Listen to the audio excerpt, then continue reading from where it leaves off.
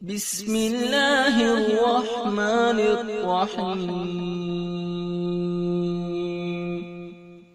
शुरू अल्लाह के नाम से जो बड़ा मेहरबान निहायत रहम वाला है।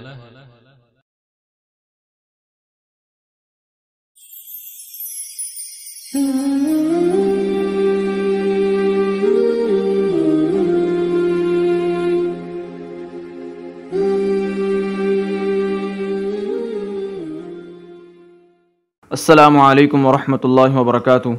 उम्मीद करता हूँ तमाम अहबाब खैर आफ़ियत से होंगे। हमारी अल्हम्दुलिल्लाह 3 तख्तियाँ मुकम्मल हो चुकी थीं। आज हमने तख्ती नंबर 4 पढ़नी है, पेज नंबर 5। तो इसमें आप सबसे पहले देख लें ज़बर ज़ेर पेश, ये नाम याद कर लें, ज़बर ज़ेर पेश। याद रखिए ज़बर हर्फ के ऊपर होती है, ज़ेर हर्फ के नीचे होती है और पेश ये मुड़ी हुई होती है। आखिरी वीडियो के एंड में मैंने इसका तारुफ करवाया भी था। इनको पढ़ने का तरीक़ा आसान है, ये अगर आप चंद हरूफ समझ लेंगे तो बाकी आपको ख़ुद समझ आ जाएंगे। बस ज़बर ज़ेर पेश के बारे में इस वक्त आप ये बात याद रखिए कि ज़बर ज़ेर पेश को लंबा नहीं करना, ये बहुत अहम बात है। ज़बर ज़ेर पेश को लंबा करके नहीं पढ़ना, ठीक है।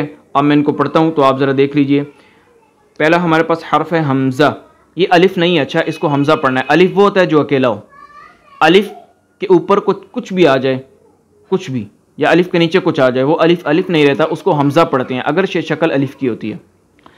अब हमज़ा ज़बर अ, ये मैंने अ खींचा नहीं। खींचने का क्या मतलब है, मैं ज़रा गलत पढ़ के बता रहा हूँ आपको कि जो गलती है। हमज़ा ज़बर आ, हमज़ा ज़ेर ई, हमज़ा पेश ऊ, ये गलत है, लंबा नहीं करना, ज़बर ज़ेर पेश को लंबा नहीं करना। सही मैं अब पढ़ने लगा ध्यान से। हमज़ा ज़बर अ, हमज़ा ज़ेर ई, हमज़ा पेश ऊ, अ ई ऊ, इतना खींचना है बस।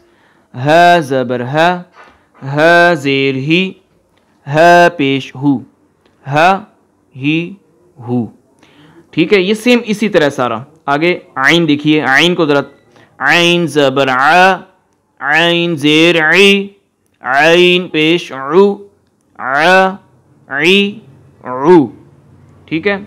ये आगे ह ज़बर ह ज़ेर ही, ह पेश हु, ह ही हु। ज़बर ज़ेर पेश को खींच कर नहीं पढ़ना और झटका भी नहीं देना। मिसाल के तौर पे ह ही हु ऐसे भी नहीं करना, ह ही हु। आगे गैन को मैं छोड़ रहा हूँ, इजी है। ये सारा सेम इसी तरह है, एक ही फार्मूला लगना है। आप एक हर हर्फ की अपनी आवाज़ है। मिसाल के तौर पर क़ाफ है तो उसकी आवाज़ क़ाफ ज़बर क़, जीम है जीम ज़बर ज, दाल है दाल ज़बर द। बस पहचान करनी है कि नीचे होगी तो वो ज़ेर होगी, ऊपर होगी तो ज़बर होगी और पेश मुड़ी हुई होगी, ठीक है, आगे से ज़बर से मुड़ी हुई होगी, ठीक है। काफ ज़बर का, काफ ज़ेर की, काफ पेश कु, ता ज़बर ता ज़ेर ती, ता पेश तु। ये तख्ती इसी तरह है, आपने आवाज़ें पहचान के पढ़नी है बस। नून की आवाज़ होगी तो ना, नी, नू, ठीक है। दाल की द, दी, दू, हर हर्फ की अपनी आवाज़ होगी। बाकी इसको पढ़ने में जो गलतियाँ मैंने आपको बताया, खींच के नहीं पढ़ना, झटका नहीं दे के पढ़ना, ठीक है। ये ज़बर ज़ेर पेश के बारे में आप हरूफ में लिख लें, इस तख्ती में यही है। इसको मज़ीद पढ़ने की आगे आसान है, एक ही फार्मूला इसमें लगना है, ठीक है। और कुछ हिदायत जो ऊपर लिखी हैं आप पढ़ लीजिएगा, वो मैंने आपको बता भी दी है। ज़बर ज़ेर पेश की तारीफ़ और पहचान बता दी मैंने आपको, और इनको पढ़ने का तरीक़ा बता दिया, ठीक है।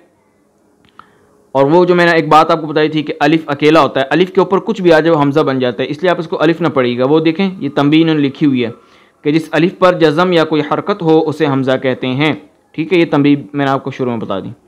अब अगली तख्ती वो भी आसान है, तख्ती नंबर 5, तनवीन। तनवीन, तनवीन कहते हैं दो ज़बर दो ज़ेर दो पेश को। इनको पढ़ने का तरीका मुख्तलिफ है, ठीक है। इसमें आपने चंद हरूफ समझनी है, बाकी आपको खुद आ जाएंगे, ठीक है। तनवीन की तारीफ़ याद रखिए, दो ज़बर दो ज़ेर दो पेश को तनवीन कहते हैं। आप देखें पहले मीम इन्होंने दिया हुआ है, मीम दो ज़बर मन, देर लगानी है आपने, मन। मीम दो ज़ेर मिन, मीम दो पेश मुन, मन मिन मुन। आगे बा दिया हुआ है, बा दो ज़बर बन, बा दो ज़ेर बिन, बा दो पेश बुन, बन बिन बुन। इसमें कुछ बातें ऊपर इन्होंने लिखी हुई है, वो थोड़ी सी मुश्किल है, ठीक है, तो मैं आसान करके आपको जो ज़रूरी है वो मैं आपको बता रहा हूँ, ठीक है। आगे वाव है, वाव की आवाज़ क्या होगी? वाव दो ज़बर वन, वाव दो ज़ेर विन, वाव दो पेश वुन, वन विन वुन। होंठों की गोलाई वाव अदा होता है, याद होगा आपको, मैंने बताया था। आगे फ़ा, फ़ा दो ज़बर फ़न, फ़ा दो ज़ेर फ़िन, फ़ा दो पेश फ़ुन, फ़न फ़िन फ़ुन। एक ही फार्मूला लगना है, आवाज़ आप समझ लें। दोबारा मैं मीम को दोबारा पढ़ने लगा हूँ, देखिए शुरू वाला जो मीम था, मन मिन मुन, आइन होगा अन इन उन। शुरू में हर हर्फ की अपनी आवाज़ आएगी, एंड में नून की आवाज़ आएगी, ठीक है। ता दो ज़बर तन, ता दो ज़ेर तिन, ता दो पेश तुन, तन तिन तुन। इनको जोड़ना ज़रूर है आपने पढ़ने के बाद। आगे इसी तरह सब हर्फ आसान है, ये आपने याद रखना। ये अलिफ जो लगा हुआ है ना साथ में, या ये पढ़ना ज़रूरी नहीं है। अच्छा, जैसे मीम अलिफ दो ज़बर पढ़ना ज़रूरी नहीं है, मीम दो ज़बर, ये अलिफ ऐसे ही लगा हुआ है, इसको पढ़ने की ज़रूरत नहीं है, ठीक है। आगे या को देख लीजिए, याद रहा, या दो ज़बर यन, या दो ज़ेर यिन, या दो पेश युन, यन यिन युन, ठीक है। सेम इसी तरह ये दो जो तख्तियाँ मैंने आपको पढ़ाई हैं, हरकत यानी कि ज़बर ज़ेर पेश और तनवीन यानी कि दो ज़बर दो ज़ेर दो पेश, ये इनमें आप चंद हरूफ को समझ लेंगे तो बहुत आसानी हो जाएगी। एक दफ़ा ज़बर ज़ेर पेश का मैं दोबारा आपको बता देता हूँ, देखें। मिसाल के तौर पर बा को हम ले लेते हैं, बा ज़बर बा, ता ज़बर ता, ठीक है, सा ज़बर सा। अब जीम की आवाज़, जीम ज़बर जा, काफ ज़बर का। बा को दोबारा, बा ज़बर बा, बा ज़ेर बी, बा पेश बू। अब इनको जोड़ेंगे, बा बी बू। ज़ेर की आवाज़ क्या बनी? बी, पेश की आवाज़ बू, ज़बर की आवाज़ बा, ठीक है। ऑफ होगा क़, क़ी, क़ू।